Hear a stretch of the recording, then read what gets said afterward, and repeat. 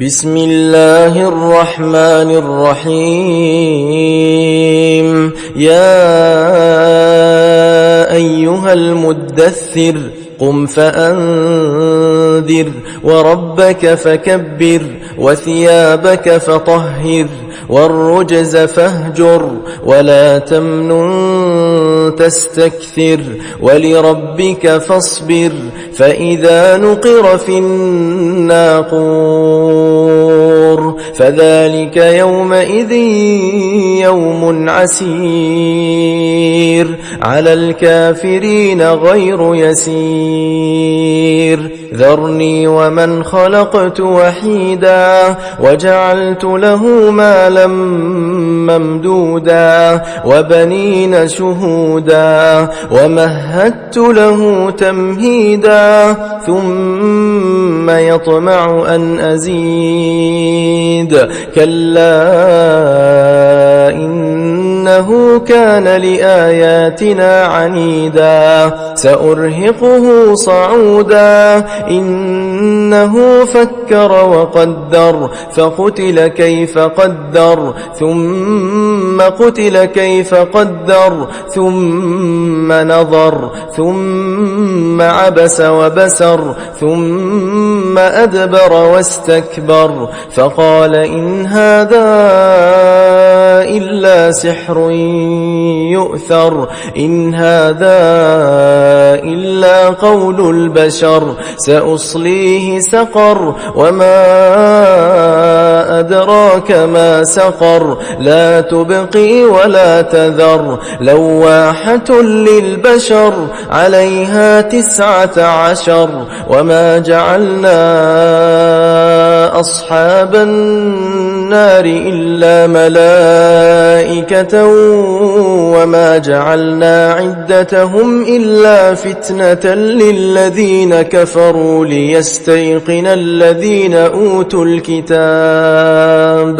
ليستيقن الذين أوتوا الكتاب ويزداد الذين آمنوا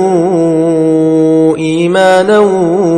ولا يرتاب الذين أوتوا الكتاب والمؤمنون وليقول الذين في قلوبهم مرض والكافرون ماذا أراد الله بهذا مثلا كذلك يضل الله من يشاء ويهدي من يشاء وما يعلم جنود ربك إلا هو وما هي إلا ذكرى للبشر كلا والقمر والليل إذ أدبر والصبح إذا أسفر إنها لإحدى الكبر نذيرا للبشر لمن شاء منكم أن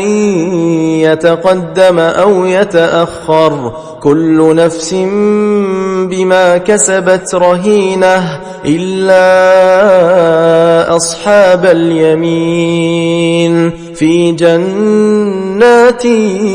يتساءلون عن المجرمين ما سلككم في سقر قالوا لم نك من المصلين ولم نك نطعم المسكين وكنا نخوض مع الخائضين وكنا نكذب بيوم الدين حتى أتانا اليقين فما تنفعهم شفاعة الشافعين فما لهم عن التذكرة معرضين كأنهم حمر مستنفرة فرت من قسورة بل يريد كل امرئ منهم أن